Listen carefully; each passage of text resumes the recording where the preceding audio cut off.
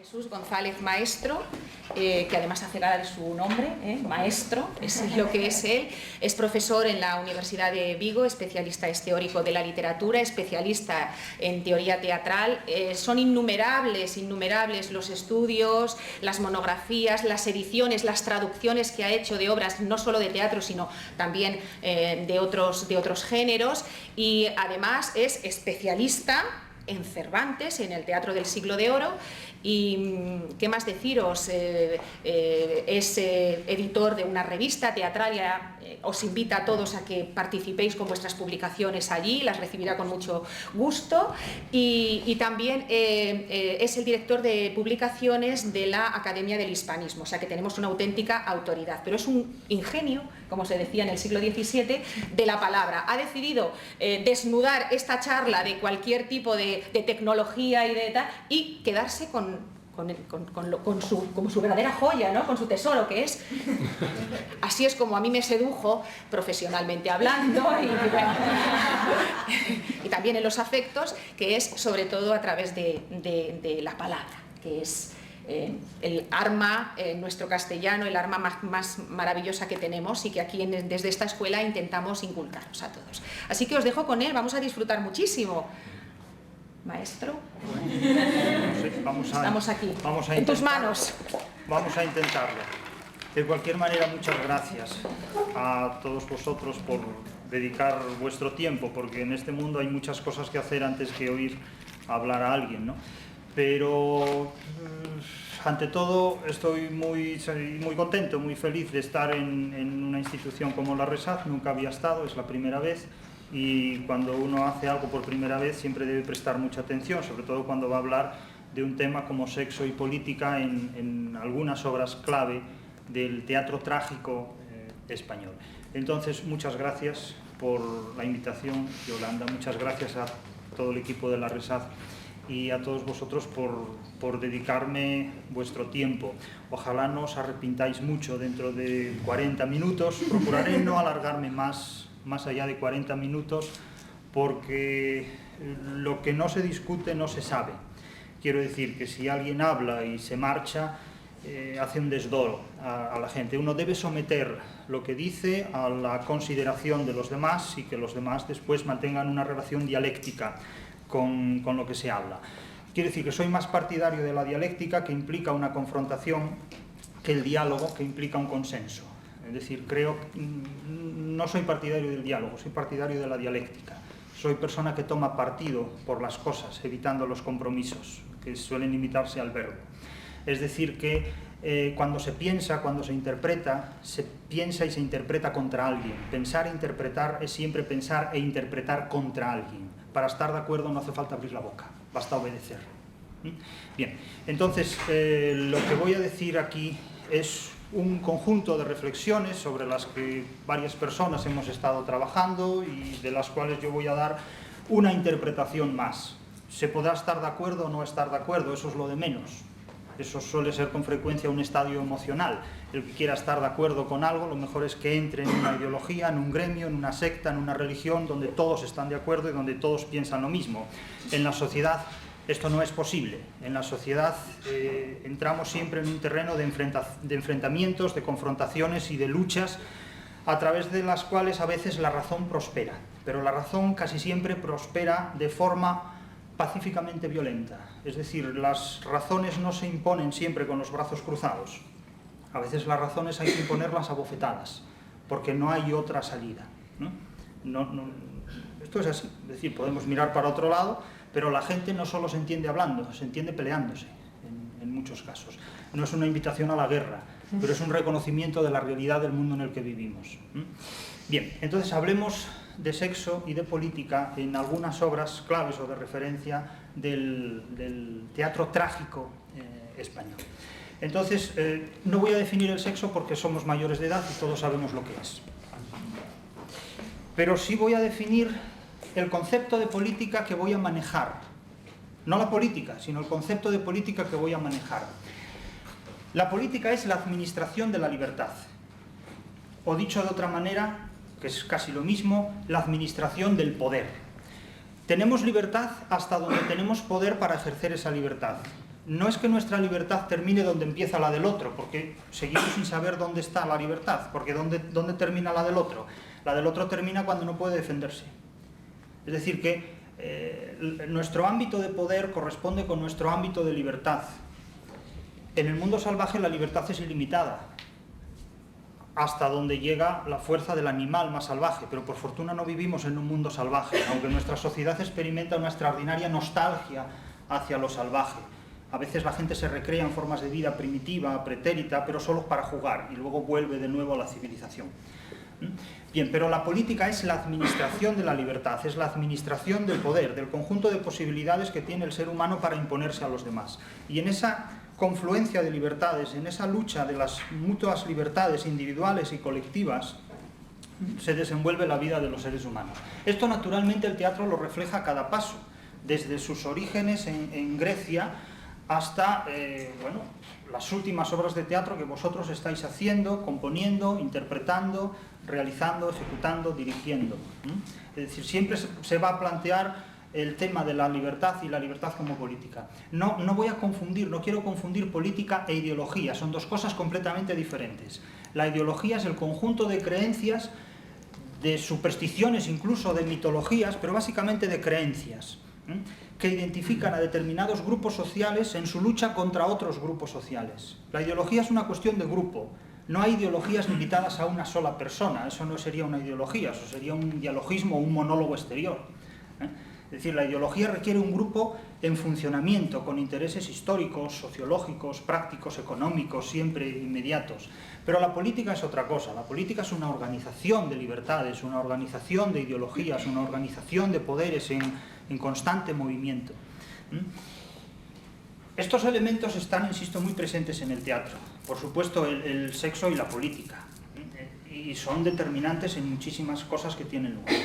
En el teatro trágico lo están en términos distintos a lo que es el teatro cómico. En el teatro cómico, el juego domina sobre muchas otras concepciones. En la tragedia nada se puede tomar como un juego. ¿Por qué?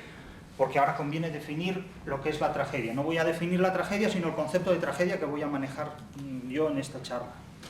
La tragedia es un acontecimiento desolador, es un acontecimiento terrible, es un acontecimiento infausto, caracterizado por dos cosas. ¿Por qué es imprevisible?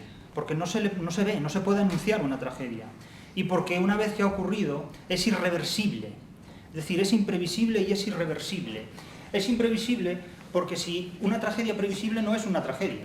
Si nosotros podemos pronosticar un terremoto que va a tener lugar en esta sala dentro de 5 minutos, pues haremos lo posible para abandonarla y para que no nos coja el terremoto, ¿verdad? Pero si los medios técnicos de los que disponemos, si el uso de la razón de la que disponemos no nos permite identificar un terremoto inminente, pues podemos perecer en él. Y los resultados de la muerte de un ser humano son irreversibles. La resurrección, por mucho que las religiones hayan vendido esta tontería desde hace muchos siglos, no está al alcance de los seres humanos. Una vez muertos, no hay forma de volver a la vida y de restaurar las condiciones anteriores. Por lo tanto, lo único que tenemos, que es la vida, es algo que tenemos que preservar ante todos los daños que desde cualquier criterio, desde cualquier acción puedan venir contra nosotros. El hecho de que la tragedia sea un acontecimiento, un infortunio, un acontecimiento terrible que tiene como consecuencia la irreversibilidad, porque no es posible volver a lo que se ha perdido. A Edipo nadie le devuelve el trono de Tebas ni la vista. Pero al santo Job, su dios Yahvé, un dios homicida y asesino, le devuelve todo lo que previamente le ha quitado. Eso no es una tragedia. Por esa razón no es posible hacer soluble lo trágico en el pensamiento judío. De hecho, la lengua hebrea no tiene una palabra para designar la tragedia. La tragedia y la comedia son conceptos genuinamente griegos, genuinamente helénicos, asumidos por la Roma pagana y desconocidos, completamente inéditos para culturas como la hebrea, como la árabe y también como la cristiana, pero la cristiana lo asume por el prestigio, sobre todo, que en determinadas épocas de la historia la idea de tragedia ha tenido. Ninguno de los autores españoles del siglo de oro, ni Lope, ni Calderón, ni Cervantes, pensaban en sus obras en el sentido trágico que nosotros hoy les damos. Es decir, cuando Lope escribe sus tragedias, habla de comedias, que es un término genérico para designar toda obra de teatro que se pone en escena en ese contexto, aunque tenga un final incluso trágico. Cervantes habla de la comedia Numancia.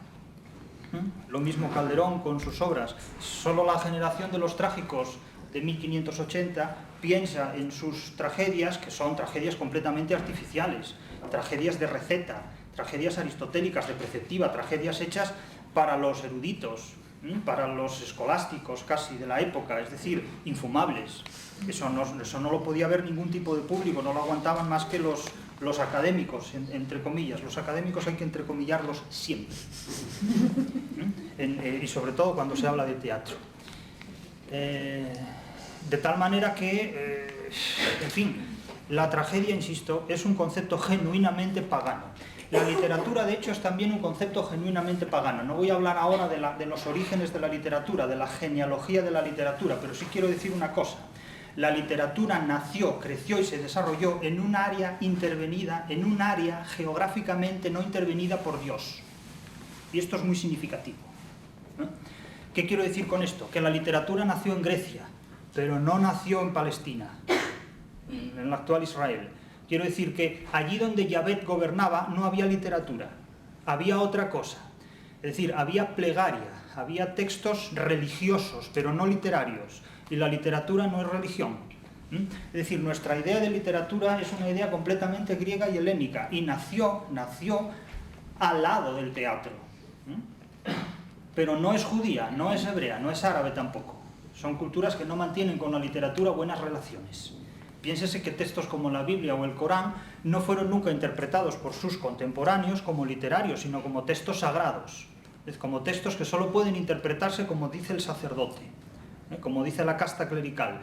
Y eso evidentemente no puede autorizarse desde ningún punto de vista, desde una mentalidad crítica. El teatro sobre todo es una intervención crítica en la sociedad, en términos de comedia y en términos de tragedia, y en los términos en los que ulteriormente todo lo cómico y todo lo trágico se puede ir subdividiendo para interpretar todas las formas de conducta humana. Lo que no está en el teatro no existe en la realidad. Es imposible. De hecho, lo que no está en la literatura no existe en la realidad. La literatura es una forma de interpretar la realidad muchísimo más racional de lo que la ciencia puede ofrecer. Muchas veces se plantea esto en términos científicos y dicen, no, bueno, pero es que la termodinámica o la matemática es racional y la literatura no lo es. Bueno, desde el punto de vista de quien lo diga, porque la literatura es la forma suprema del racionalismo humano. De hecho, fijaos si la literatura es racional, que es capaz de fingir el irracionalismo mejor que los locos mismos lo hacen. Los mejores locos son los locos de diseño, como Don Quijote.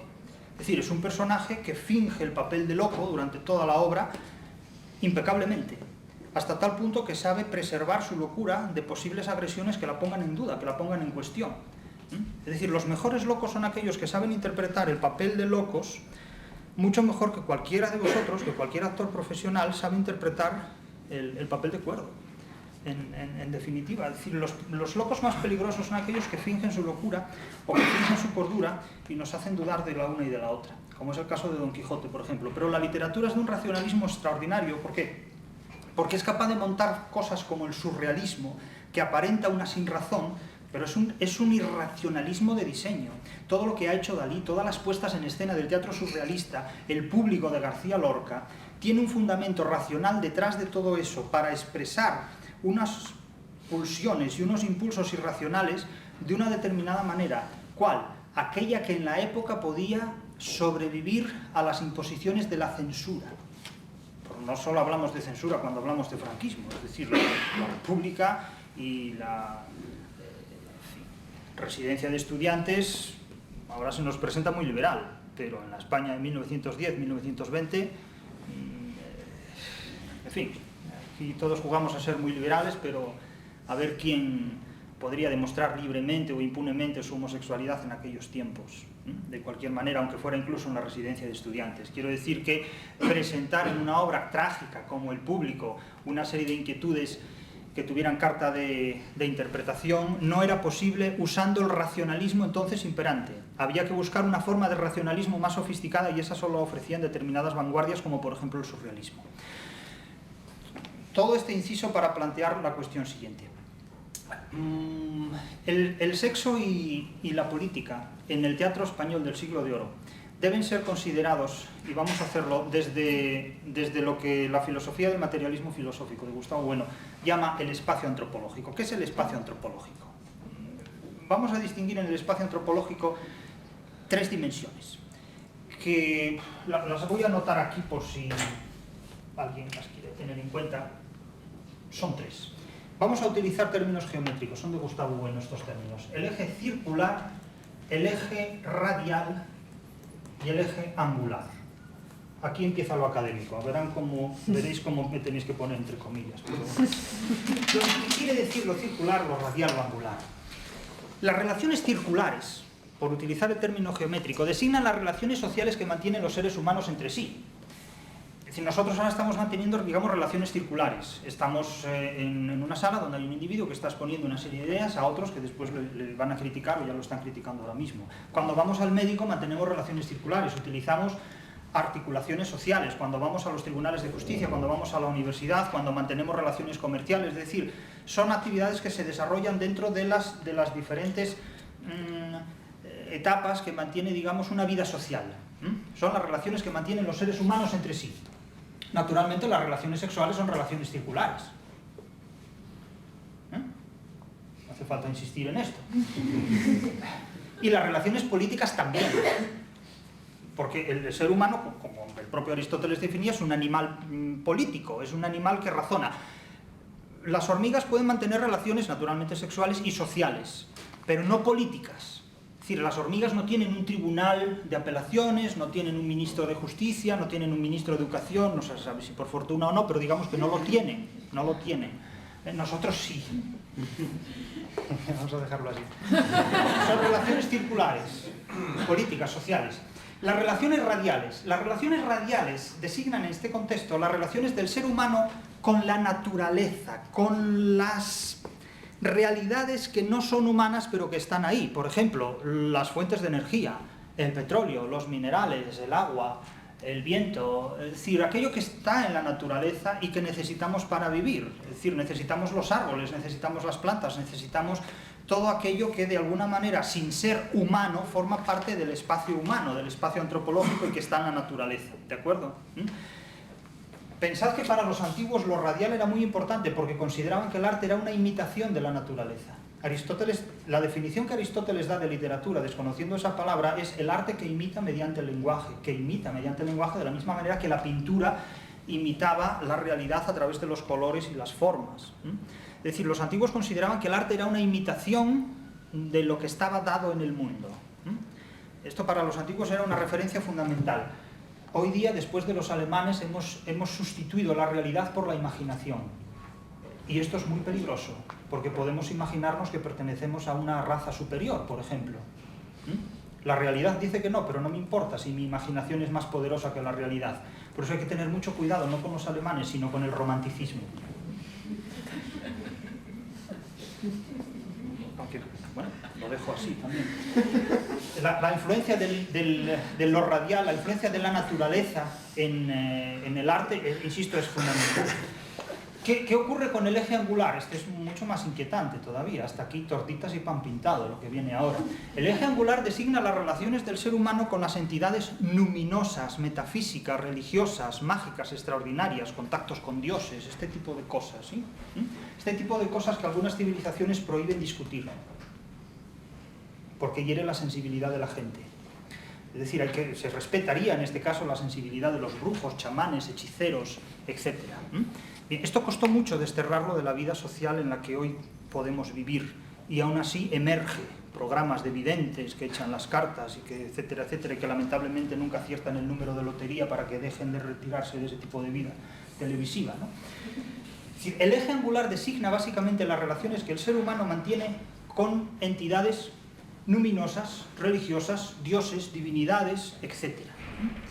Claro, esto en el teatro tiene una importancia enorme, porque en cuántas obras de teatro no aparecen dioses, fantasmas, espectros, bichos que hablan, entidades que Hamlet se nos presenta como un individuo que ve fantasmas y oye voces, nada menos. Macbeth es un individuo conjurado por unas brujas. Ricardo III se pasa la vida invocando poderes sobrenaturales que le devuelvan el trono de Inglaterra, y no solo rogando, sino con el mazo dando, sobre todo con el mazo dando. El rey Lear invoca a todas las criaturas de los bosques precisamente para poder recuperar su poder y el amor de la hija que él mismo desprecia, etc. Eso es Shakespeare, que ha tenido mucha suerte en escribir en inglés, porque si no hubiera escrito en inglés, probablemente Harold Bloom no le habría dedicado tanta atención y el imperio no habría trabajado a su favor. ¿Qué ocurre con Cervantes? En Cervantes no hay ni Dios que aparezca en sus obras. Todos los dioses de Cervantes están muertos o no tienen valor. Cervantes es un trágico deicida, es un trágico que mata a todo dios en sus obras cómicas y sobre todo trágicas. ¿Qué ocurre con la Numancia? La Numancia es un órdago. La Numancia es un órdago y sigue siendo un órdago a día de hoy. O yo me equivoco mucho, o muy pocos directores de escena, actores, realizadores, se han atrevido con la Numancia. ¿Por qué? Porque, insisto, es un órdago. Es una obra que siempre se ha leído como una expresión de nacionalismo político español. ¿Cómo Cervantes va a escribir una obra de nacionalismo político español? ¿Cómo el número uno de nuestros heterodoxos, Cervantes, los mejores en España han sido siempre los heterodoxos, sin duda, con todo respeto a Lope y Calderón, pero los mejores han sido los heterodoxos. ¿Cómo Cervantes va a escribir una obra del nacionalismo español? Esa fue la interpretación que de Cervantes hicieron muchos franquistas y que no sabían más que decir que la Numancia era la exaltación del españolismo español. ¿Qué heroísmo puede haber en el suicidio? ¿Qué valor puede haber en la destrucción de todo un pueblo? Ninguno. No van por ahí los tiros de la Numancia. Los tiros de la Numancia van por otra opción muy diferente, que es la secularización política de la religión.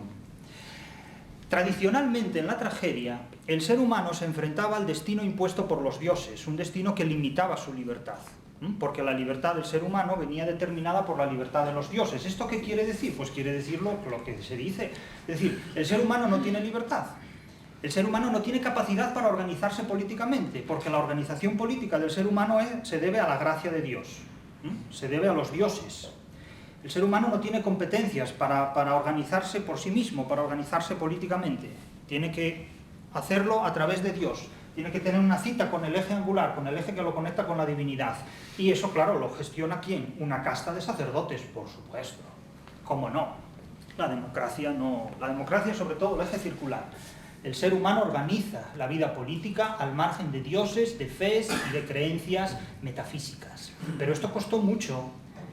La guillotina hizo su trabajo, pero costó mucho. Y después de la guillotina vino esto, pero en versión laica. Los dioses laicos, que no son menos poderosos que los otros. Pero, a lo que vamos. Cervantes en la Numancia presenta una tragedia que rompía el esquema de la tragedia clásica. Edipo se enfrenta nada menos que a la voz del oráculo. Le dice, tú matarás a tu padre y copularás con tu madre. Sexo y política. Esos son los motores de la historia y de la vida real. Es imposible además prescindir de lo uno y de lo otro. No se puede. Por mucho que uno lo pretenda, o acabas en un sitio o acabas en la iglesia. De hecho, el Vaticano es curioso. El Vaticano es el único país del mundo cuyo crecimiento vegetativo es cero. Ningún país del mundo podría sobrevivir sin multiplicarse, biológicamente, ¿no? Imaginad que en España se prohíba la copulación. Pues iríamos a Francia o Portugal inmediatamente. Pero es que en el Vaticano no se ejerce y sin embargo lleva 2000 años y pico de historia. ¿Es así o no es así? Si me equivoco, puede decirse. Bien. ¿Qué no se copula? Con fines reproductivos. Entonces, en Grecia la libertad estaba determinada por la divinidad, por un eje angular, porque la tragedia siempre planteaba un hecho imprevisible. Claro, si Edipo sabe que está matando a Layo, le deja pasar y no lo mata, pero no lo sabe, porque su razón no le permite ver eso. No le permite ver eso. Si Creonte sabe que al encarcelar a Antígona va a provocar el suicidio de su hijo Hemón y de toda su familia, pues evidentemente no, pero eso no lo ve, Creonte no ve eso. Después, la sucesión de las muertes provocan evidentemente pues un despliegue de situaciones absolutamente irreversibles. Es decir, Edipo ya no puede devolverle la vida a Layo, se acaba sacando los ojos porque ha engendrado 4 hijos, y eso no tiene solución. Eso es algo ya irreversible. Se ha enfrentado a los dioses y quien se enfrenta al imperativo de los dioses cae. ¿Qué ocurre con la tragedia shakespeariana? Que es muy brillante, es muy efectista, pero Shakespeare nunca se mete con Dios, para nada. Respeta completamente. Shakespeare es un prestidigitador admirable. Él encantó a su pueblo, pero cuando cae el telón en las obras de Shakespeare, el mundo está igual de complicado que cuando se levanta. Con las obras de Cervantes no. Cervantes plantea problemas y exige una solución. Y exige una solución que además es de tipo político, de tipo circular, no como Lope o Calderón, que dan soluciones que deben ser resueltas rezando a Dios o consagrando la hostia en el altar. Es decir, tú reza y ten paciencia. Cuando las leyes de la época imponen a don Gutiérrez matar a doña Mencía, claro, la acusa sexualmente en su imaginación de adulterio. No ha hecho nada, el público lo sabe. Y él incluso lo sospecha, pero tiene que actuar en consecuencias, legitima el luxoricidio. ¿Por qué? Porque hay que darle una solución política a un hecho conforme a unas leyes que tienen también un fundamento religioso. Eso, insisto, en la numancia no ocurre. ¿Por qué no ocurre en la numancia? Porque en la numancia lo que se produce es la invasión de un estado fuerte y poderoso, como es el romano, sobre un pueblo débil y sin recursos, como son los numantinos. Bien, pero aquí no interviene ningún dios. De hecho, cuando Escipión asume el poder de las fuerzas armadas romanas, lo primero que dice es: no tiene aquí fortuna alguna parte, cada cual se fabrica su destino. Esto supone suprimir abiertamente todo tipo de fundamentos con lo religioso.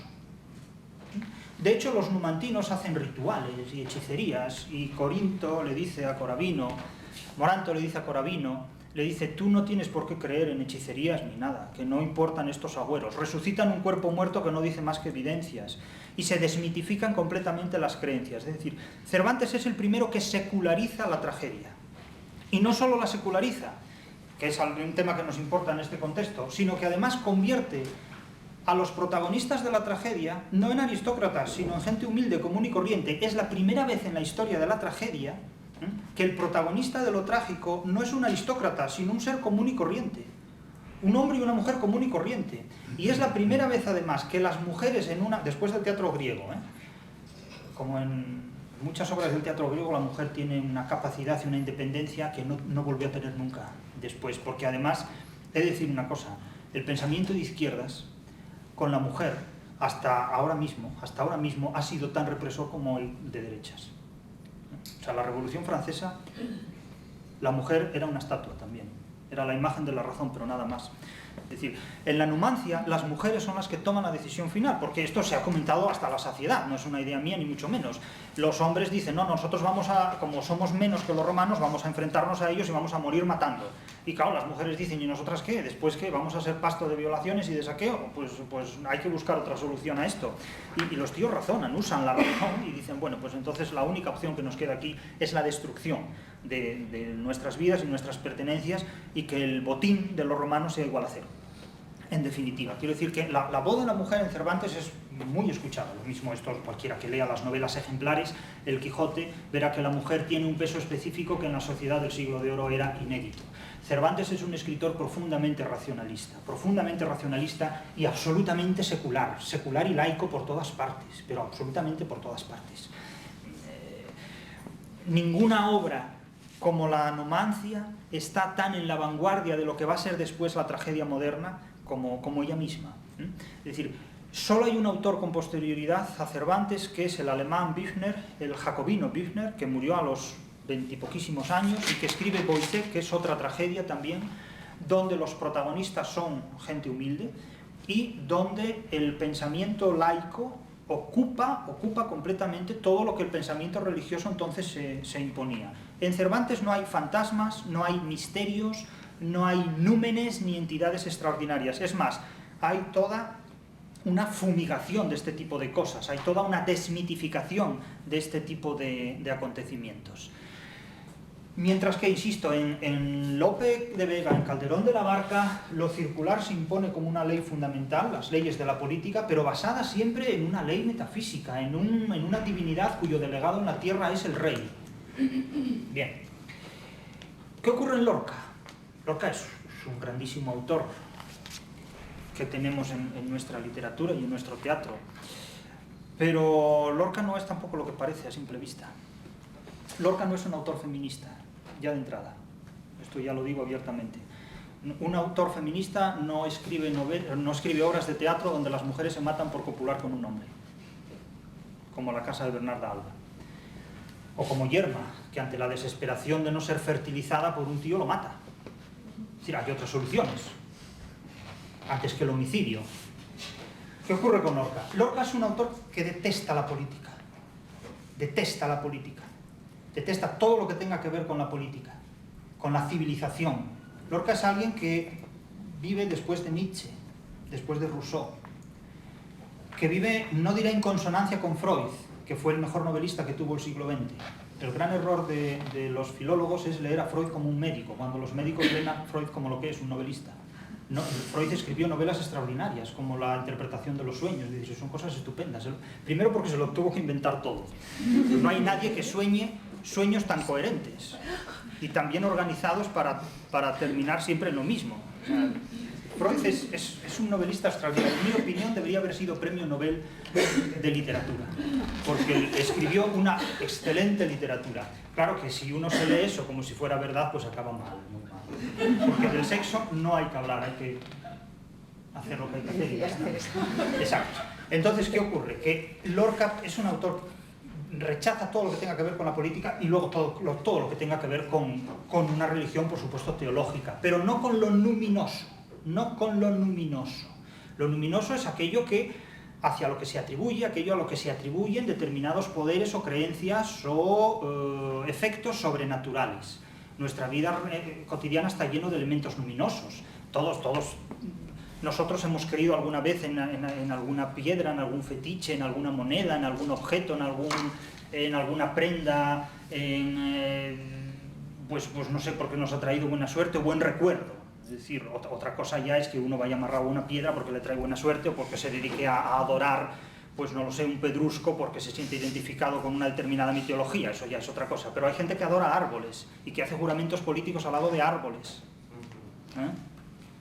Y hay otros que funden el metal del cañón de los enemigos y con ellos hacen un león o dos. Y les dan, es decir, y hay otros que han colocado en las banderas de sus estados pues águilas, reconociendo en esos animales un valor luminoso de poder, etcétera, etcétera. Quiero decir que los elementos luminosos están muy presentes en la vida política, pero otra cosa es que estén como figurines y otra cosa es que estén como objetos de culto. El caso es que Lorca rechaza todo tipo de actividad política. Por eso es doblemente trágico que lo hayan matado por razones no solo políticas, ¿no? Pero era un autor que no tenía nada que ver con la política, no era leído en política, le importaba un bledo la política, rechazaba todo lo que tuviera que ver con la política, como algo tóxico incluso. Y por el contrario, todo lo que tuviera que ver con Dios y la religión era algo que le resultaba completamente indiferente e impermeable, pero no con lo luminoso. Él otorgaba un gran valor a lo mágico, al valor de la magia, al valor de lo evasivo. Y sin embargo, sí otorgaba un máximo reconocimiento y un máximo valor a todo lo que tuviera que ver con las fuerzas de la naturaleza. Por supuesto, el sexo. Es evidente que el sexo es uno de los impulsos naturales más poderosos que existen, por fortuna. Porque es también uno de los más placenteros. Y sería una desgracia tener un impulso muy poderoso que fuera una amargura. Francamente. Es una obviedad. Entonces, todo lo que está en el teatro y en la obra de Lorca en general y en su teatro tiene una cita directa con el sexo, la actividad sexual, sus causas y sus consecuencias. Con frecuencia implantado en un contexto político muy adverso. Un contexto político donde todo lo relacionado con el sexo es muy indigesto. Hoy día no lo es tanto. Pero en 1910, 1920, 1930, muchas cosas que hoy no son un problema, entonces eran un problema terrible. De tal manera que lleva a su obra planteamientos sexuales basados sobre todo eso en lo que es la fuerza y el impulso de la naturaleza. Bodas de sangre, las tres tragedias rurales, las tres grandes tragedias de Lorca al margen de la surrealista que es el público, las bodas de sangre, Yerma y la casa de Bernarda Alba. Tienen como problema pues que la gente no encuentra satisfacción sexual en consonancia con la vida social. El matrimonio ¿qué es? El matrimonio pues es la mínima expresión de la sociedad política, que es el contrato que firman dos personas para organizar su vida. Y el Estado es la máxima expresión de la sociedad política, que es el contrato que nos obligan a firmar para organizarnos nuestra vida. Vamos del matrimonio al Estado. Y en esos términos nos movemos, queramos o no, más o menos nos movemos. Lorca está incómodo en los dos. Tanto digamos, en un modelo de matrimonio, Lorca rehabilita la tradición del amor adúltero como el amor genuino. Es decir, Tristán e Isolda, Ginebra y la mujer del rey Arturo, y Lancelot. Es decir, es el amor verdadero, es Francesca da Rimini y Paolo Malatesta en la Divina Comedia. Es decir, el amor adúltero es el genuino. ¿Por qué? Porque es el que brota al margen de las convenciones sociales que coercen esa libertad amorosa. Entonces, claro, los novios en bodas de sangre dicen, pero yo, si no amo a este hombre o a esta mujer con la que estoy casado y amo al otro, ¿por qué me voy a liar con este toda la vida y amargármela y me marcho con el otro? Sí, pero ¿te marchas a dónde? ¿A dónde te vas? En una sociedad política donde limita estas otras posibilidades sexuales, eróticas, etcétera, etcétera. ¿A dónde se van? Se van al bosque. ¿Y quiénes son los que los matan? No se ve cómo la sociedad política los mata. ¿Quién los mata? Determinados elementos luminosos. La luna. La luna se presenta en bodas de sangre como una entidad completamente luminosa, pero no como un dios. No aparece la diosa Iris, o Zeus, ni Afrodita, ni por supuesto Yahvé. Bueno, si aparece Yahvé, entonces ya habría que marchar del teatro rápidamente. Quiero decir que aparece la luna. ¿Y la luna cómo se presenta? Pues se presenta con metáforas de genitivo, se presenta con figuras muy brillantes, se presenta con cisne redondo en el río. Es como el reflejo de un cisne redondo en el río. Cuando la luna oyó cosas tan esbeltas, ¿no? Cisne redondo en el río. Ojo de las catedrales. Se vuelve a llamar de nuevo. Ojo de las catedrales. Dice, no podrán escapar, no podrán escapar.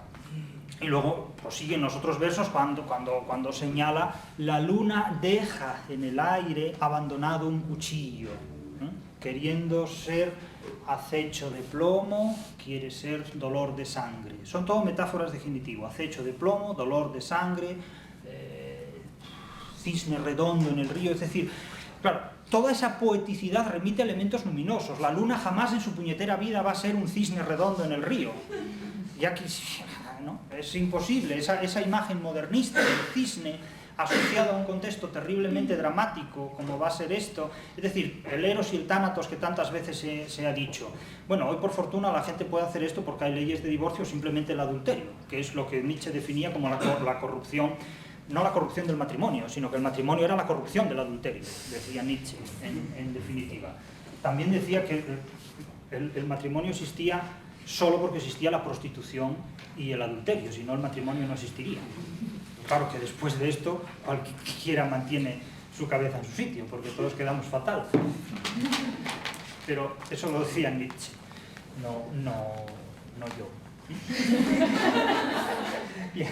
Bueno, entonces quiero decir con todo esto que si pensamos en lo que los diferentes autores de las tragedias han hecho con el sexo y con la política, vemos que estos ingredientes, por llamarlos de alguna manera, siempre han estado presentes. Pero no en todos de la misma manera. ¿Por qué? Pues porque Lope y Calderón subrayan sobre todo la imposición de las leyes políticas, de lo circular, sancionadas con la metafísica, con una creencia religiosa. Cervantes no. Para Cervantes la razón antropológica, la razón del ser humano está muy por encima de la razón teológica. Y ahí se enfrenta Nietzsche, porque Nietzsche, que se menciona siempre como un gran liberador, como un gran libertador de todas estas cosas, no lo era en el fondo. Nietzsche, cuando dice que Dios ha muerto, lo que está diciendo no es que somos ateos, no, está diciendo algo mucho peor, porque ser ateo significa razonar perfectamente una vida civil sin dioses y sin creencias metafísicas. Nietzsche lo que está diciendo es que no podemos razonar, simplemente. porque la única forma posible de razonar es siendo creyente, y al no haber Dios que valga, entonces no hay razón que valga. Por lo tanto, está negando la razón antropológica para decir que si no hay razón, o Dios o nada, es lo que dice Nietzsche. Y no, mire, perdone, usted me deja a mí vivir en paz sin Dios y ya está, y no hay problema. Eso es lo que dice Cervantes, porque Cervantes nunca acude a Dios para resolver ningún conflicto. Los numantinos no rezan a Dios, tampoco Escipión reza a ningún dios. Les lanza los 80.000 militares romanos y se los trinca a todos porque no sé, se suicidan ante esa invasión, pero no hay ninguna invocación a los dioses, evidentemente. No es como el príncipe Constante de Calderón, que se deja martirizar. ¿Por qué? Pues porque el martirio es la única forma de suicidio autorizada por el catolicismo, como la guerra es la única forma de homicidio legalizada por las democracias. Eso es una verdad como ¿Y qué ocurre en Lorca? Todo lo contrario. Para Lorca, la política para Lorca es nociva completamente, deteriora al ser humano, está en la línea de Rousseau. De Rousseau, que escribe su obra desde lo más alto de la civilización europea, en París, escribe toda su obra condenando la civilización, como Derrida, que condena la escritura sin dejar de escribir libros. Eso es ser un cínico. Eso es ser un cínico. Eso es predicar a los demás para que no hagan lo que uno hace viviendo a costa de lo que hace. Eso es ser un cínico. Enlaza con la hipótesis de Nietzsche, es decir, cualquier deseo irracional, cualquier deseo radial, natural, está por encima de cualquier imperativo circular y, por supuesto, religioso. Es decir, yo hago lo que me pide el cuerpo. Bueno, tú haces lo que te pide el cuerpo si puedes. Y si no, no puedes. Porque si el cuerpo te pide matar a medio mundo porque son razas inferiores, pues bueno, primero, tío, estás equivocado. Porque esos criterios no funcionan. Entonces, eso de que tú haces lo que te pide el cuerpo o haces lo que cualquier impulso irracional te exige, bueno, lo harás mientras te sea posible, porque los novios de bodas de sangre acaban pereciendo. Evidentemente, eso dignifica su propósito, porque están dispuestos a arriesgar la vida por amor. Eso en la literatura está muy bien. Otra cuestión sería ver hoy día, por ejemplo, cómo se plantean estas cosas, es decir, qué es lo que la gente en literatura está dispuesta a hacer por amor. En la vida no lo pregunto porque ya lo sé. Pero en la literatura, es decir, ¿en qué obras literarias se da esto? Como, por ejemplo, no voy a pasar a la poesía y ya acabo con esto, pero ¿cuántas veces hemos oído de los poetas que son excelentes poetas de poesía amorosa? Lo he oído esto de muchísimos poetas. Lorca mismamente. Bueno, vamos a ver, no hay que confundir el sexo con el amor. Son dos cosas completamente diferentes. Son excelentes poetas de poesía sexual o erótica, y pienso sobre todo en Vicente Alexandre. Vicente Alexandre me parece, como lector personal, que es un gran poeta, pero del sexo, no del amor. Es decir, el sexo solo engaña cuando va mezclado con el amor y con el dinero. Y ya está. Podéis, si queréis, si lo consideráis oportuno, podéis plantear cuestiones o decirme lo que os parezca. Esto es todo, en principio. Podríamos seguir, pero no se trata de aburrir al personal. Entonces ya lo dejamos aquí, ¿de acuerdo? El sexo solo engaña cuando va mezclado con el amor o con el dinero.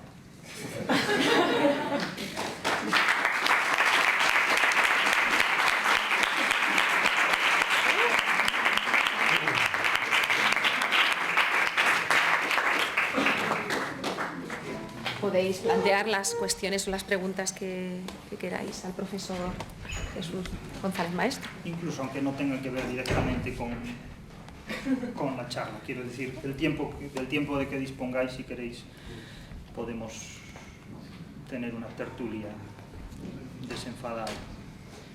Yo tengo una pregunta. Cuando hablabas recién del concepto de Dios, que bueno, decís que en las obras de Cervantes no interviene Dios de ninguna forma, y que hablaste de Nietzsche cuando decía lo de que se murió la razón porque sin un Dios no puede haber una razón. Me dejó como la sensación, seguramente errónea, de que se habla de Dios como una concepción de un Dios, no quiero decir patriarcal, pero la antigua visión de Dios que se tenía. ¿No es posible que la obra de Cervantes sí que estuviera, pero visto desde otra forma? No, yo creo que no. Y respondo ya parto de la creencia, pero voy a justificar esta creencia como que no. Cervantes es un autor heterodoxo. Cervantes no interpreta la literatura de la misma manera que lo hacen Lope de Vega o Calderón de la Barca. Cervantes, en mi opinión, no es un autor que sirva a los intereses del cristianismo. No sirve a los intereses, porque si sirviera a los intereses del cristianismo escribiría otras cosas. Cervantes viene a decir, si la razón es Dios, si la razón es la razón teológica, tanto de Trento como del protestantismo, entonces lo mejor es volverse loco cuanto antes. Y así nace Don Quijote. Esa es mi interpretación del Quijote. Ahora bien, no me vale decir que el catolicismo es muy malo y el protestantismo es muy bueno, porque el protestantismo fue peor que el catolicismo todavía. Y diré por qué. No porque quemara más o menos gente, eso lo quemaban incluso los que no creían en ningún dios. O sea, la crueldad y el mal, los romanos mataron mucha más gente que la Inquisición. O sea, eso forma parte de la naturaleza humana. Dios es un pretexto simplemente para arrancarle la carne a la gente en vida, nada más. Pero el protestantismo no es la ilustración del siglo XVI. El protestantismo consiste en reducir la fe al yo del individuo. El Papa dice, hay que interpretar conforme a este criterio que es el derecho canónico. Es decir, la interpretación es lo que está escrito en estos libros. Bueno, libros escritos por ustedes, los vaticanizados. Bien. Pero es que el protestantismo dice, yo interpreto la Biblia como a mí me da la gana, que eso es Lutero. Y eso es algo que forma parte de Alemania desde sus orígenes hasta hoy. Nosotros interpretamos el uso del dinero como a nosotros nos da la gana. Ya, pero es que hay un problema. El dinero es la medida de todas las cosas, no solo la medida de las cosas alemanas. Entonces, claro, Dios deja de ser la medida de todas las cosas para ser solo la medida de las cosas de aquel que cree en Dios. Entonces Cervantes ahí sí marca una diferencia enormemente importante. Yo lo he dicho muchas veces, Cervantes es el Spinoza de la literatura, es el Baruch Spinoza de la literatura. Cervantes es un ateísta, es un racionalista ateo. ¿Por qué? No porque no crea en Dios, sino que para él Dios funcionalmente es igual a cero, porque los problemas de este mundo no los resuelve Dios, los problemas de este mundo se resuelven con programas políticos, como en el juez de los divorcios exige que para gestionar los divorcios hay que hacer un reglamento político, no rezar a Dios para aguantarse mutuamente con paciencia. Por ejemplo, y en la elección de los alcaldes de Daganzo es una prueba evidente de que la democracia es el mejor sistema, pero ante gente que sepa lo que hace, no ante un individuo que dice que para ser alcalde él tiene a gala saber de memoria 4 oraciones, pero acredita que en todo su linaje no hay nadie que sepa leer ni escribir. Bueno, la gente hoy día publica su declaración de la renta, pero habría que ver también qué hay detrás del currículum, ¿no? Que tiene, no solo del currículum financiero. Entonces, en mi opinión, Cervantes es claramente de un racionalismo ateo. De hecho, no deja... Es evidente que si Cervantes es tan contemporáneo nuestro, lo es por alguna razón. Es decir, el mundo ha ido, en estos momentos, dentro a lo mejor de 10 años, resulta que vivimos en una sociedad... Hay sociedades que han desarrollado su pensamiento de espaldas completamente a la razón. Y que les encantaría, por ejemplo, un planteamiento uxoricida como El médico de su honra, de Calderón. Bueno, ya hemos hablado a veces de estas cosas y de los problemas que ha tenido este asunto, pero Calderón no es tan contemporáneo como Cervantes en algunos aspectos. Porque Calderón es una cosa muy seria, ¿eh? Calderón es un individuo de mucha talla, pero a Calderón le ha gustado siempre también lo oscuro, le han gustado los hados, los vaticinios, para monopolizar esas creencias dentro de la beta divina. Es decir, Calderón es el monopolio de la creencia religiosa. Incluso en su obra cómica, hoy hablaba solo de tragedia, pero en su obra cómica, cuando se dice Calderón, como autor de obras cómicas, de entremeses cómicos, se burla de la razón, y un jamón, por no decir otra cosa, se burla de la razón, Calderón. Calderón lo que se burla es de aquellos maridos que por cornudos no son capaces de imponer una solución uxoricida a determinadas situaciones, y entonces se convierten en una parodia de lo que es esa sociedad, porque le está diciendo al espectador, si no quieres que se rían de ti como se están riendo de este por ser un cornudo, tienes que actuar como Don Gutiérrez, porque si no vas a ser combustible y pasto de burla social. Eso es la lección de los entremeses calderonianos. No es tanto como las de los de Cervantes, el viejo celoso que está criticando matrimonios transgeneracionales que no sirven para nada y que inspiran después muchas obras del teatro de títeres de Lorca, como Don Perlimplín con Belisa en su jardín, que no es más que el viejo celoso de Cervantes en el formato del teatro vanguardista, en muchos aspectos. O los Ainactes del teatro de Brecht, ya en un contexto ideológico del marxismo, pero son todas estas pequeñas obras. Es decir, el teatro de Cervantes tiene una difusión más allá del siglo de oro que merece un reconocimiento que todavía no ha tenido. Pero es un teatro que lanza un órdago, ya digo, o sea, hay que, como la Numancia y muchas de estas obras, pero para mí Cervantes es un racionalista ateo, es un ateísta y es un racionalista antropológico de primerísima categoría. Y es más, ha sido un gran problema en la historia de España porque la derecha no sabía qué hacer con él y la izquierda no lo entiende. La derecha no sabía qué hacer con él porque la derecha lo entendió muy bien. También lo entendió que antes de la segunda parte del Quijote, en 1614, ya le publicaron el Quijote de Avellaneda, que salió de los talleres de la Inquisición sin duda ninguna, porque fue un libro que nunca jamás obtuvo por parte de la Inquisición ninguna censura, se metía con Cervantes de arriba abajo, defendía a Lope de Vega e imponía al Quijote de Avellaneda, al Don Quijote de Avellaneda, le imponía los mismos castigos que la Inquisición imponía a los presos liberales ilustres. Es decir, le mandaba a leer la Guía de Pecadores y el Flos Santorum, que era lo que le mandó a leer a Luis de León cuando lo encarceló. Es decir, eso ya venía de... O sea, la derecha entendió perfectamente a Cervantes desde el primer momento y fue un enorme problema. La izquierda, por desgracia, no lo entendió nunca. Por desgracia. Es lo que yo pienso. O lo ha entendido bastante deficientemente. Le ha sacado poco partido a Cervantes. Cervantes es, vamos, es la gran figura. ¿Cómo sería de bueno que lo admiraran más los alemanes y los ingleses y los franceses, es decir, los artífices de la leyenda negra? Los holandeses simplemente imprimieron los libros en contra de España. Lo admiraron ellos mucho más que los españoles. Los españoles no han sabido qué hacer con Cervantes. No han sabido qué hacer, le dedican homenajes, le hacen cosas, pero no le han sacado el partido que merecían. Y sin embargo los ingleses con Shakespeare, que apenas escribió 25 tragedias, no han sacado un partido extraordinario. Y el teatro de Cervantes, pues como ya sabéis, no se ha representado nunca totalmente en su integridad, tuvo que publicar las obras porque ni en su época se representaban, etcétera, etcétera. Eso es otro modelo, es otro formato, pero bueno, la vida es así, no pasa nada. Yo quería preguntar una cosa, porque has hablado de la dimensión política de la Numancia, pero a mí siempre me ha llamado la atención mucho la historia entre Marandro y Lira, que es como... Sí.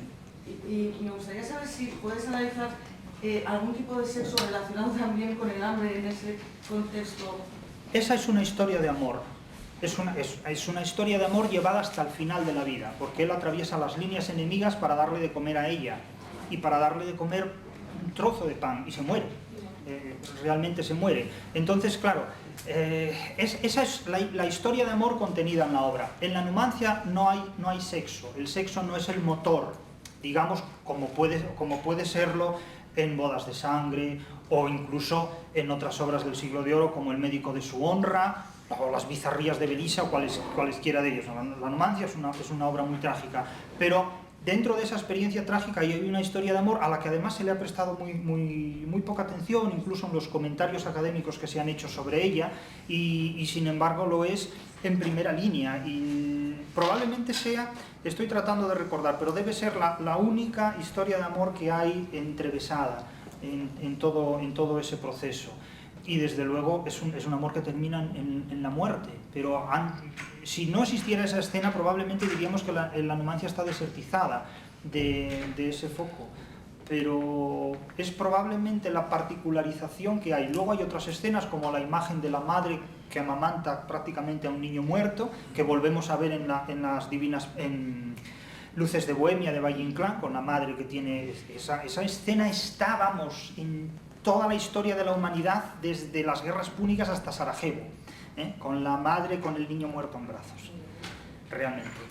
Y esas secuencias que son visiones casi puntuales de un teatro que a algunas personas les invitó a hablar de la Numancia como secuencias existenciales del teatro, porque particularizan historias muy concretas, incluso casi biografiables, ¿verdad? Determinadas situaciones como son el amor, la muerte o la muerte de los niños, el infanticidio, de una manera muy dramática, pero muy dramática y sin coña ninguna, porque eso realmente son situaciones muy amargas, muy amargas y muy poco lúdicas, teatrales en el sentido de lúdicas. Quiero decir, ahí en la sala, cuando llegan esas situaciones, a todo el mundo se le corta el aliento bastante.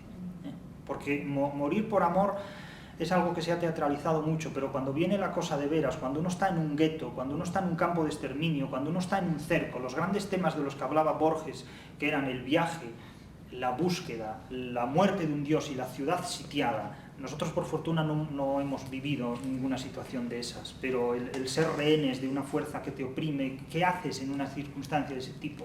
¿Qué haces cuando te dicen que te van a fusilar dentro de 2 días, o que van a exterminar a toda tu familia, o que van a asolar el pueblo en el que vives? Y un tío atraviesa las líneas enemigas para darle un trozo de pan a la mujer que quiere.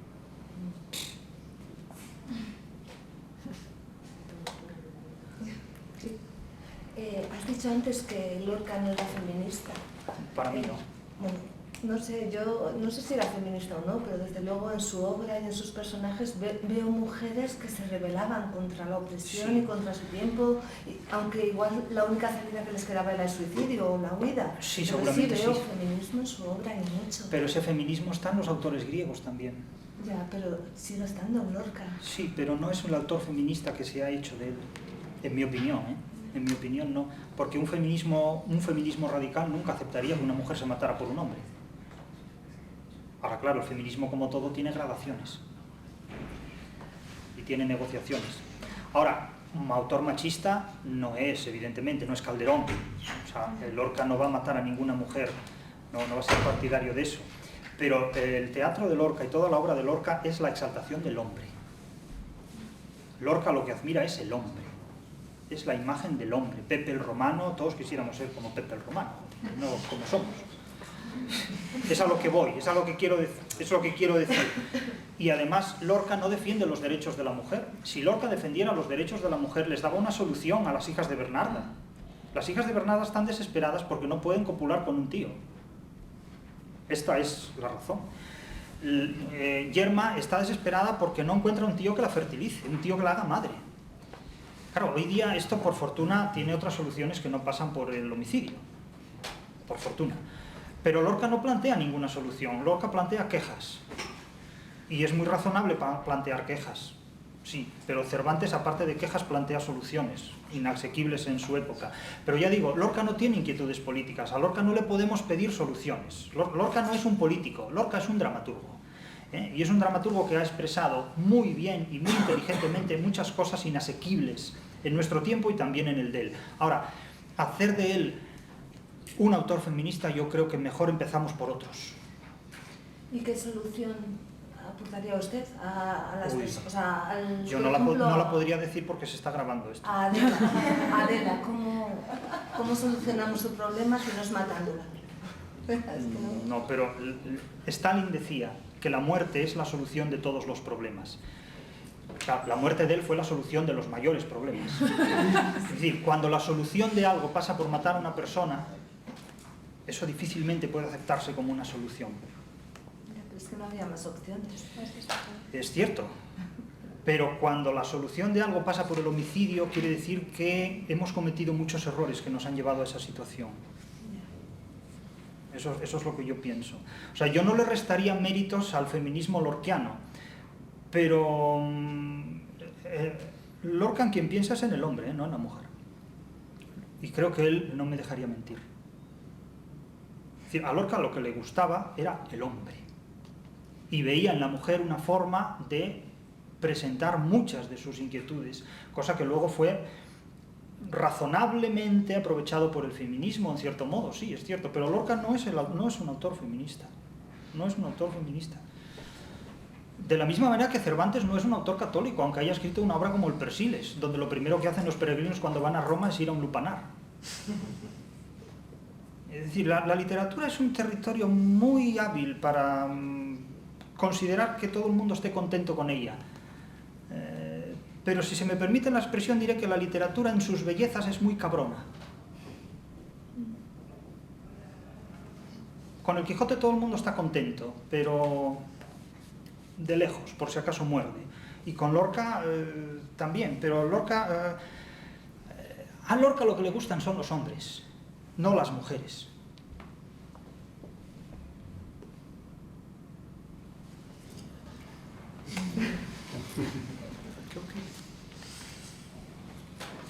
Mira, yo es que te voy a llevar al contrario. ¿Okay? Me parece bien que defiendas a Cervantes, gran escritor, gran entremesista, pero mal dramaturgo en general. Pero no a costa de decir que Lope y Calderón son la ortodoxia. No, Lope es mucho más heterodoxo que Cervantes. Mucho más heterodoxo que Cervantes. Es un gran trágico. Desde luego es absolutamente laico. La religión no tiene nunca ninguna intervención en muchas de sus obras. Digamos, yo creo que prácticamente en ninguna. Entonces, bueno, pues bien, está bien. Cervantes fue un heterodoxo, claro que fue un heterodoxo.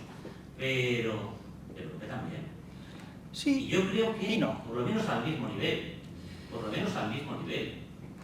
si no más. Yo creo, lo que dices es así, se ha dicho muchísimas veces y no es la primera vez que me lo dicen, porque, claro, tú hablas desde un fundamento que tiene muchas razones, lo que tú dices está muy avalado con muchas pruebas.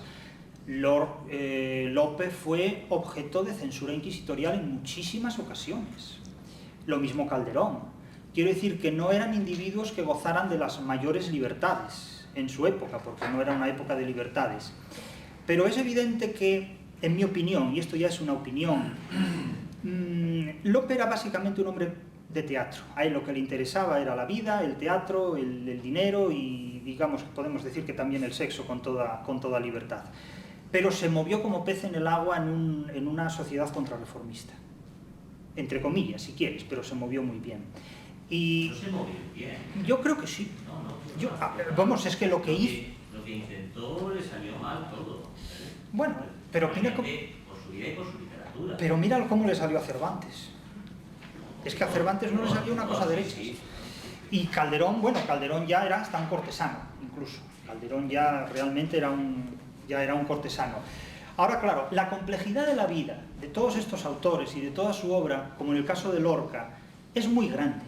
Es decir, es una vida y una obra enormemente compleja y además dada en una época donde las reducciones no son asumibles. O sea, no podemos decir en términos categóricos que Cervantes es ateo y Lope es contrarreformista y ortodoxo, porque eso es un simplismo inaceptable, en eso estamos de acuerdo.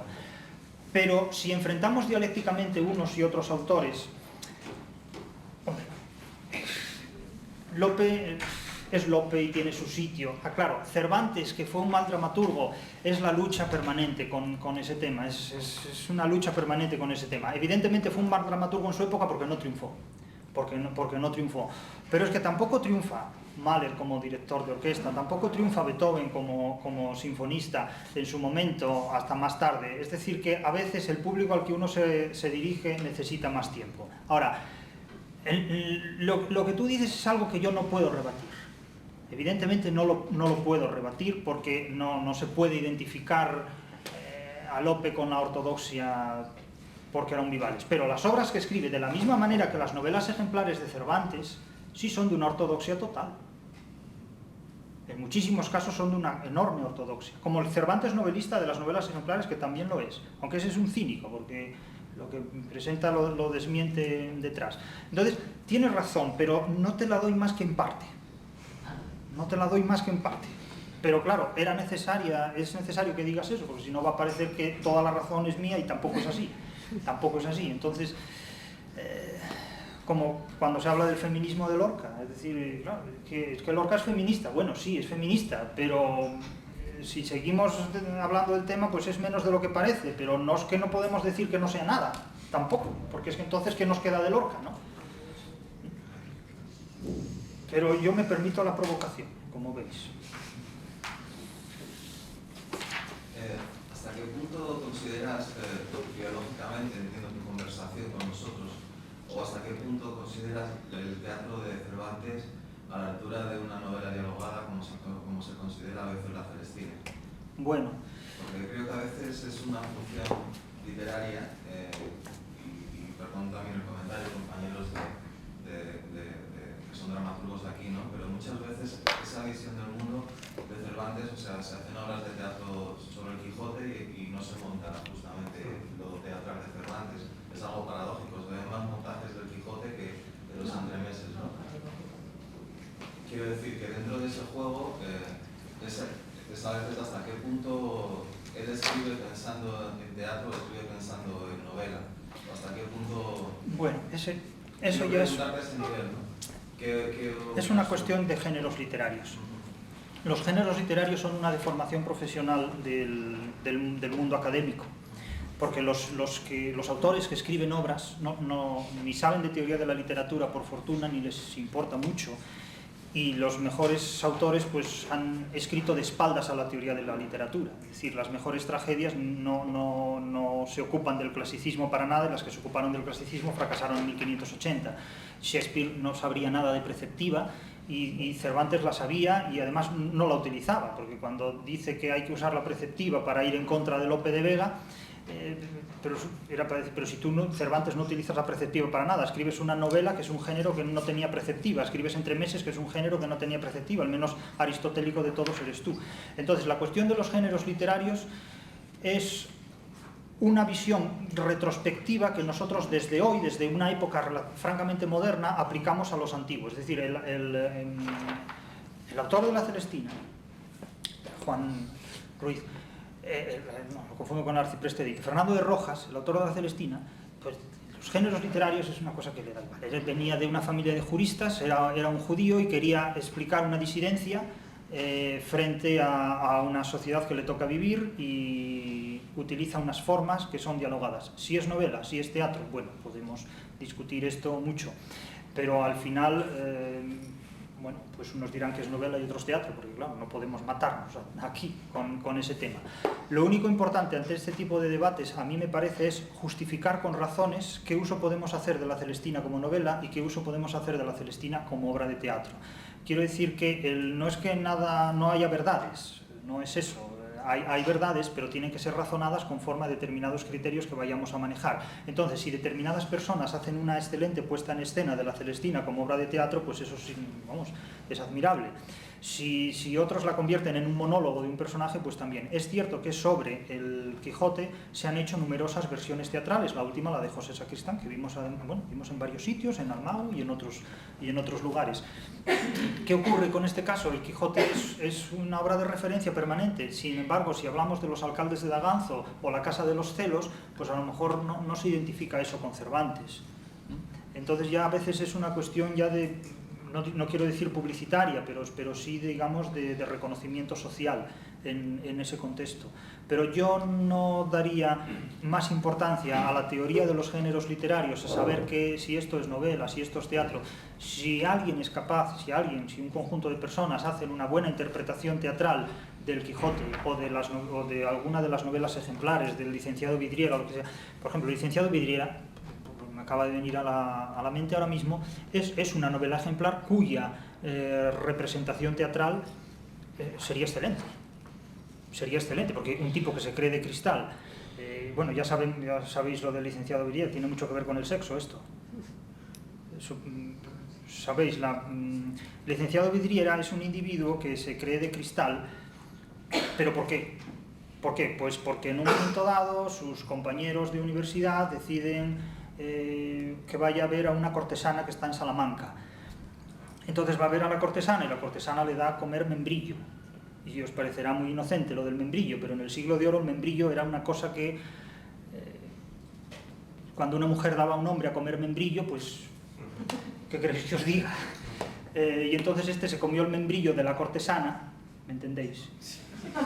Se comió el membrillo de la cortesana y se puso malo del membrillo que comió.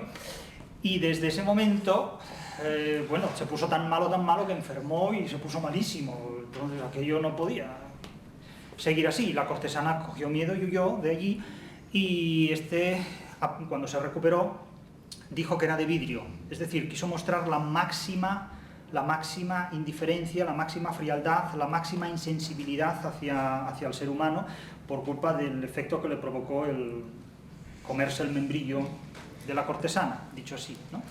Cervantes era muy elegante cuando hablaba de estas cosas. Imaginaos esto teatralmente, es decir, entonces luego se le pasa la locura y interpretaciones de la crítica, era homosexual. ¿No? Como si un homosexual no se pudiera comer membrillos los que quisieran. No es que era homosexual, es que era una persona inadaptada para vivir en la sociedad, es decir, ni triunfó como estudiante, ni triunfó como abogado, ni triunfó como nada, es decir, él solo vivía dentro del gremio, primero formando parte del gremio de los locos y después formando parte del gremio de la milicia donde murió. Es decir, esa novela lo que representa es que la secta es el sucedáneo de la sociedad. Fue un hombre incapaz de relacionarse con otra persona. La máxima relación del ser humano, biológicamente hablando, es la relación sexual, porque es lo que hace que otro ser humano libremente esté convencido de ese mutuo intercambio. Entonces él, cuando llega a esa plenitud de la intimidad de la relación sexual, me da igual que sea homosexual, que heterosexual, lo que sea. Hablamos de sexo, no del sexo de los que participan en ello. Pues no puede, entonces el membrillo se le atraganta, entonces algún problema tiene, evidentemente, porque el membrillo no se atraganta. Es un ejemplo de lo que puede ser plantear esto en una representación teatral. Pero es decir, la adaptación teatral de las novelas ejemplares de Cervantes daría para un repertorio, vamos, y de primera línea, ¿no? De primera línea, porque además tienen una chispa y una gracia muy, muy grandes. A veces casi más que su teatro, Y son más ortodoxas, ¿eh? Aparentemente parece todo muy serio y luego, sin embargo, son muy, muy cínicos, muy zorros todos. Sí. Nos decías antes que Lorca detesta todo lo que tiene que ver con la política. En mi opinión, sí. Pero por otro lado, definías la noción de política en el contexto en el que nos hablas como la administración de la libertad y la administración del poder. Entonces, mi pregunta es si esta idea de Lorca detestando lo político, según tú, es algo que se plantea en un ámbito personal o en un ámbito dramatúrgico, porque administración de libertad y poder parecen temas bastante lorquianos. Sí, y lo son de hecho. En mi opinión, lo son de hecho. Pero es la administración de una libertad y de un poder al margen de la sociedad política. Bernarda tiene que encerrar a las hijas en casa. Bernarda no se enfrenta a la sociedad que hay, porque quiere ser ella la sociedad. Y acallar todo el mundo y cierra la casa, puertas, ventanas, lo tapia todo. Es decir, Bernarda es una persona que no sabe vivir en sociedad. Solo los dictadores no saben vivir en sociedad, porque reducen la sociedad a su propio pensamiento. La propia Yerma necesita un tratamiento psicológico. Es decir, tampoco sabe vivir en sociedad. No sabe vivir la sociedad de su matrimonio. Ahora, claro, podéis decirme, bueno, pero es que la época en la que tienen que vivir y la sociedad en la que tienen que vivir es invivible. Sí, eso también lo está diciendo Lorca. En una sociedad así no se puede vivir. En una sociedad así lo único que tenemos es represión sexual, es suicidio, es homicidio, es huida de la gente que se quiere de verdad, porque la gente que se quiere de verdad no puede casarse. Si los novios de bodas de sangre pudieran casarse, no pasaba nada. Pero no pueden porque hay unas convenciones sociales terribles, etcétera, etcétera, ¿no? Y ahí no hay manera. Entonces, naturalmente el teatro de Lorca plantea problemas que afectan directamente a la libertad personal, a la libertad sexual y por tanto a la administración del poder. Pero eso lo que está revelando es que la sociedad del teatro lorquiano es insensible a todo ese tipo de problemas, porque de hecho Lorca no planteó ninguna solución, porque no la vio tampoco. Por otro lado, Lorca no es un jurista, Lorca no es un individuo que está elaborando, ¿verdad?, un código civil, un código penal para la mejor convivencia de la gente. Lorca es un dramaturgo y lleva esos problemas al tablado, y los lleva muy lúcidamente, tanto que perduran décadas y décadas tras de sí, y además les da la dignidad de la tragedia, es decir, lleva esos personajes hasta el final. Por lo tanto, yo creo que sí lo plantea, pero lo insisto, lo plantea en el eje de la naturaleza. La solución a esos problemas son naturales. Nosotros nos vamos, que luego nos matan, pues que nos maten. Pero nuestro amor es una cuestión de principios, está por encima de los principios de la sociedad. Es alguien que actúa por causas al margen de las consecuencias, como los románticos. O sea, a mí no me importa lo que me ocurra, yo quiero a esta mujer y me la llevo. Bueno, pero es que te van a matar, pero me da igual. Bueno, pues eso expresa que es un amor muy grande, pero tío, te van a matar. Esa es la cuestión. O sea, a mí me parece muy bien la tragedia de Lorca, pero yo no querría ser el... O sí, tal vez, no lo sé, pero tal vez no, depende, no lo sé. Depende cómo fuera ella, en mi caso, ¿no? Eso es algo que solo puede valorarse personalmente, pero el planteamiento lorquiano ahí está. Pero en todo caso no es un problema... Quiero decir que el problema de leer a Lorca, a los personajes lorquianos, que está siendo aquí un debate yo creo bastante interesante, y que el problema de leer a los personajes trágicos en clave patológica, cuando planteabas que Yerma lo que necesitaba es una atención... hay un problema... enfrentarlos desde la patología también implica la lectura de que la cordura o que estar en el orden social es la salud, y a lo mejor en este debate sobre las acciones de los personajes estamos negando que hay un componente de escisión entre deseo y deber y un problema interiorizado de una lucha con el orden social. Eso lo hay realmente siempre, pero la tragedia, como decía al principio, la tragedia tiene un componente que es la imprevisibilidad. Es decir, Yerma no se da cuenta de que por el camino que va a acabar matando al marido. Y vamos a ver, ¿podemos resolver esto sin que mate al marido? Podemos resolverlo, pero entonces ya no estamos ante una tragedia. Claro. Exacto. Entonces, quiero decir que también hay una decisión del género dramático. Exactamente. Entonces, vamos a ver, no es que Yerma esté loca, no. La locura es un concepto muy complejo. Vale. Pero claro, andar matando maridos porque no cumplen sexualmente, hombre... Pero yo creo, no sé si es una sensación mía, pero yo creo que en el plano de la ficción también acontecen ámbitos que en la vida no defenderíamos. Quiero decir que estamos haciendo un análisis literario dramático o dramatúrgico, sí, pero que no implica nuestra posición ciudadana, ¿no? Porque, quiero decir, desde ese prisma la épica sería inaceptable como género. Bueno, la épica. ¿No? Toda esta idealización del héroe, asesino, ¿no? Si nos ponemos a hablar de asesinos, en la épica tenemos bastantes. Sí, bastantes más que los homicidios que acontecen todos, en la pero asesinan en nombre de un orden moral. Y claro, es que no es lo mismo cortar la cabeza a una clase improductiva de gente que cortar la cabeza a unos individuos que se creen de una raza superior. Es que lo que acabo de decir tiene consecuencias muy grandes, pero es que no todos los homicidios tienen las mismas consecuencias ni las mismas causas. Yeah. Es que la Revolución Francesa solo se impone cortando cabezas, pero claro, el hecho de tener un hijo no se puede imponer matando hombres.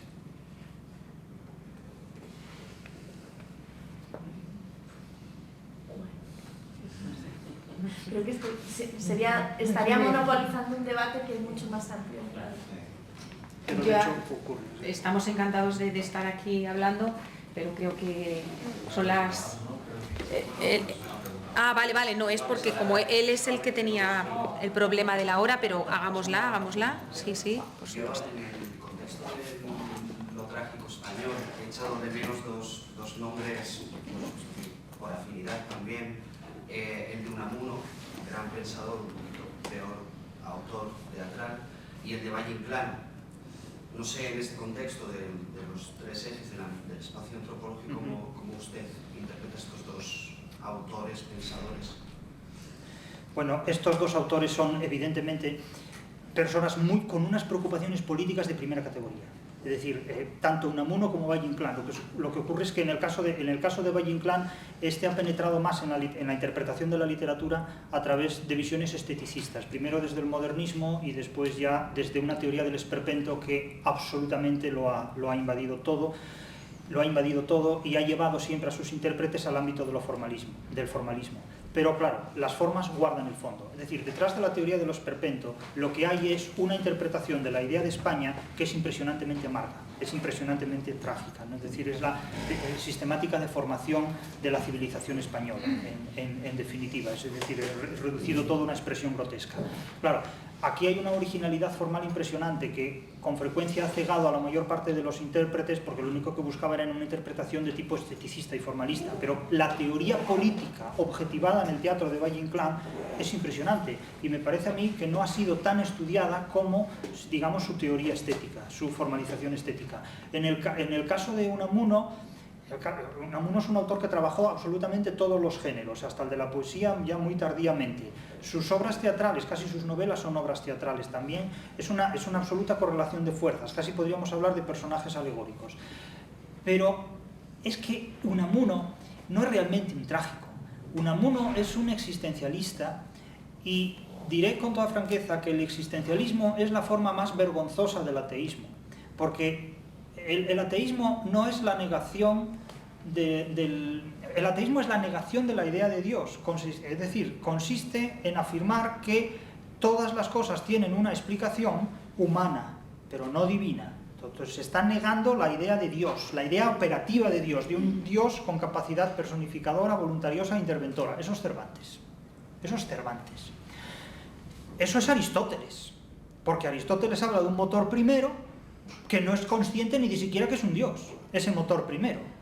Vale. Pero el caso de Unamuno es una persona que, según Sánchez Barbudo, ha hecho una teatralidad de sus creencias religiosas, que si quiero creer, que si no creo. Unamuno es una persona que tenía una enorme confusión de montones de ideas. Dicho sea esto con todo respeto. Yo hice la tesis doctoral sobre Miguel de Unamuno y fue un autor que me causó una gran impresión y la sigue causando. Pero es el resultado del confusionismo ideológico y del autodidactismo que caracterizó a muchos intelectuales de finales del siglo XIX en España. Entonces, escribe extraordinariamente bien y hace obras extraordinariamente valiosas, pero con un confusionismo ideológico impresionante, absolutamente impresionante.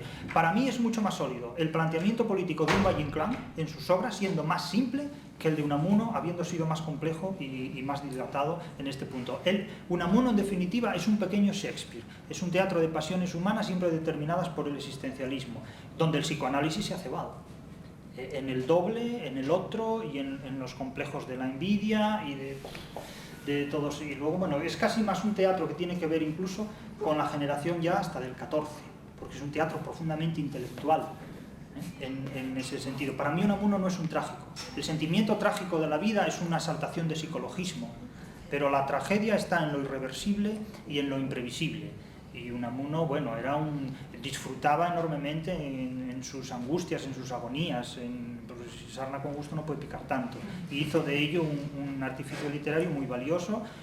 Es que él es el autor de la novela intelectual que luego desarrolla Lope de Ayala. Niebla es Pirandello, mucho antes de 1921, los personajes en busca de autor. En ese sentido, es lo que yo veo. La tragedia en realidad ha tenido muy pocos cultivadores a lo largo de la historia de la humanidad. Ha tenido muy pocos cultivadores. De hecho, yo he llegado a discutir en muchos casos incluso el papel del teatro trágico de Calderón y de Lope, que una vez Mark Bitz me lo reprochó muy directamente. ¿Y por qué sostiene que en el teatro de los siglos de oro, como le llama él, la tragedia no existe, ¿no? Pero no diga. Bueno, oye, tenemos que terminar. Sí, tenemos que terminar.